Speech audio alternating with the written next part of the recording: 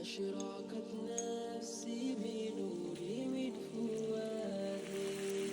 اليوم رافقت يا رب العباد، وانتشت